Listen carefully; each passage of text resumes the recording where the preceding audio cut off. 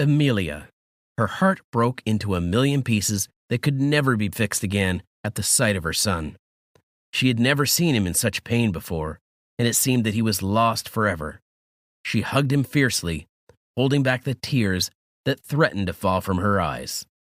Amelia holds her son close to him, wishing she could hold him like this forever. Tears fell down her cheeks, wetting her son's neck. He remained still throughout, not moving, not saying a word, his little hand simply clutching his mother's hand. Amelia hated it with every fiber of her being that Michael had been hurt, that she failed to protect him. She was his mother, and she was supposed to always protect him, love, and cherish him. But now he had been hurt, and it was all her fault. Her husband placed a hand on her shoulder, and she looked up at him, sniffing. "It's time to go, love," Mateo said, softly. "Come on." He helped her to her feet, and Amelia almost immediately picked Mike up and carried him in her arms. And she was reminded of the time when he was first born, when the nurses gave her little baby to her, wrapped in cloth, pure and new in her arms.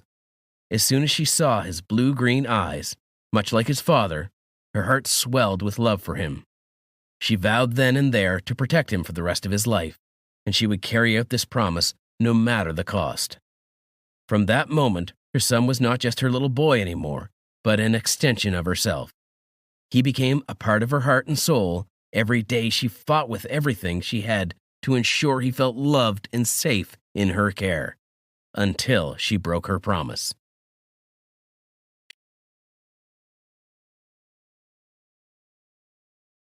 She remembered the day he went missing vividly. Amelia had got a call from his school saying that he hadn't been coming to school the past 5 days, and they demanded an excuse. Mike's school had always been very conscious of attendance. Amelia had frowned and replied that she certainly did send him to school on all 5 days, and he always returned home, and if anything, the school should answer her as to why his books were empty and why they weren't doing anything at school. As soon as those words left her mouth, she realized how foolish she had been. That itself was her proof that her son had certainly not been making his way home. On that very day, he did not come home at all. Amelia remembered how she called the police hurriedly, her voice shaking and hands trembling as she explained the situation to Mateo. The police had done their search and nothing came up. For days and days, her life felt like an endless nightmare. She was so scared. She refused to sleep or eat. Anxiety consumed her every minute as she waited for news of Mike's whereabouts. Finally, after a week of searching, the police found her son in a faraway village. He was severely injured and scared, but safe nonetheless. The relief Amelia felt at that moment was indescribable. It was incomparable to anything she had ever experienced before. In that moment, all the pain and fear she had felt until then just melted away into nothingness. Even though he was hurt, seeing him again brought tears of joy to her eyes.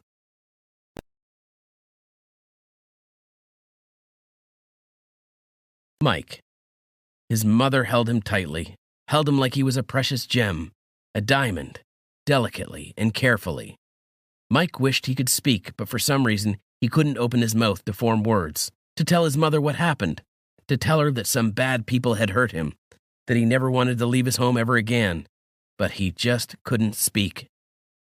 No tears formed in his eyes either. It's as though the entire week had numbed him, and he could no longer feel. The only thing he felt was feeling broken. He had broken a vase when he was 5 years old. Mike remembered the incident like the morning sky. It was a vase that was dear to his mother, and he watched as his mother's features saddened at the sight of it. She scolded him, but he could see that she didn't hate him. She simply didn't want him to repeat the same mistake again. The pieces of the vase were broken in a way such that it couldn't be fixed again. That was exactly how Mike felt. He didn't know why those people did what they did. The thought of the bad men caused a shiver to pass down his spine. They had eyes that looked like what monsters in books' eyes look like, their hands like claws, and the spanners his father used to use when he mends his toys. Mike didn't think they were people, not even bad people. Mike thought they were monsters. He didn't want to think of the monsters anymore. He only wanted to be with his mother and father. That's all that mattered to him. His father tapped his mother's shoulder and told that they had to leave. It was obvious his mother was affected by the situation. He knew he meant a lot to her, more than anything else in the world, and that made his heart feel light. It made him feel protected, like everything was going to be okay, although everything that had happened definitely didn't lean towards everything being okay. His mother picked him up and carried him, just like how she did when he was a little boy. Mike felt safe in his mother's embrace, knowing that no matter what happens or whatever challenges they faced together, they would always have each other's back. He hoped one day he could say 1,000 words of thanks to his mom, but until then, he would show it through his actions. He hugged her back. The car ride back home from the police station was quiet. It was uncomfortable, one where everyone was absorbed in their own thoughts. His father hadn't said much. Just like Mike's mother, he hugged his son, holding him for a moment, rocking him back and forth. He placed a soft kiss on his forehead, his 2 cheeks and his nose. Now Mike looked at his father as he drove the car, his eyebrows knitted together in deep thought. He curled further into his mother as he felt a rush of guilt wash over him. His family was in this state because of him, because of his weakness. As his mother hugged him tighter, Mike finally allowed himself to break down and let go of the tears he had been holding in for so long. He didn't need to be strong anymore. He felt safe here with his mother. Her arms were like a fortress around him, protecting him from any future threats or harm. No matter what happened in the future, she was always going to be there for her son.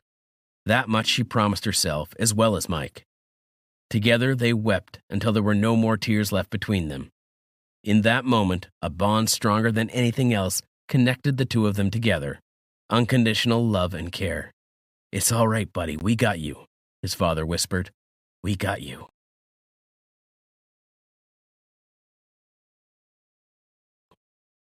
Mateo.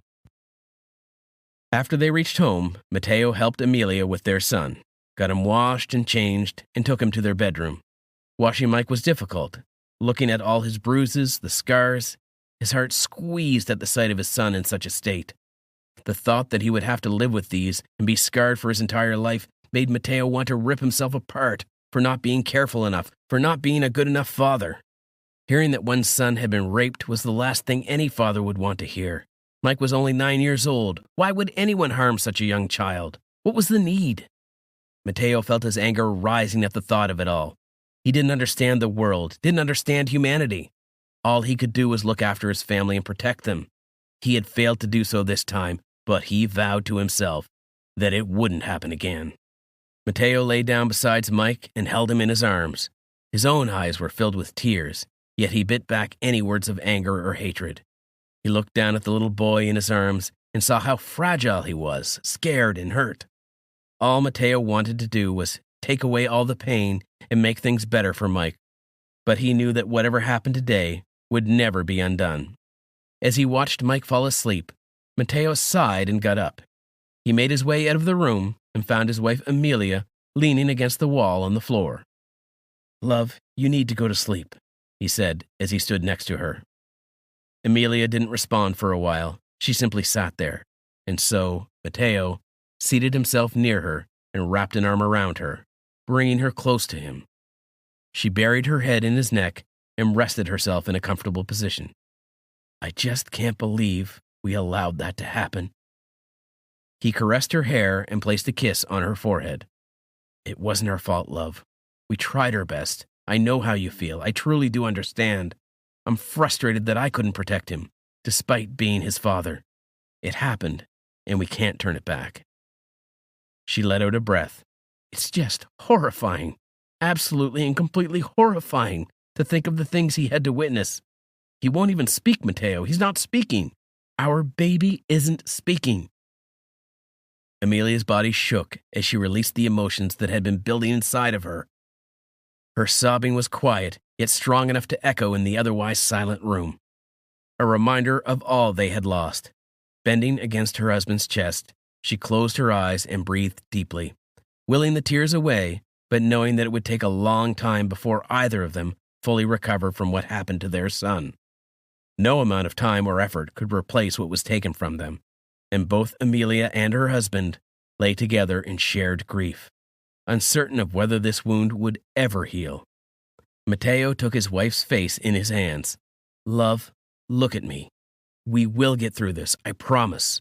I know it's difficult. I know it seems like there's no light at the end of the tunnel, but—" He paused and looked at her with loving eyes, placing a hand on her cheek. "A tunnel always has an end that leads to light. Always. Believe in that. I hate it seeing Mike like this. It's killing me. But we have to be strong for him, strong for our family." Matteo was trying to be strong for his wife, as he had promised her that things were going to get better. He repeated the same words of optimism over and over until they began to take root in both of their minds. Slowly, it dawned on him that this could very well be true.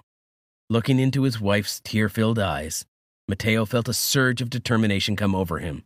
He was ready to tackle whatever the future held for them, knowing that eventually everything would lead towards joy and contentment. Together, the two of them made a silent vow to stay hopeful no matter what life threw at them. It wasn't just the two of them, but Mike too. The three of them would most certainly make it no matter what comes their way. They will make sure to reach the light at the end of the tunnel.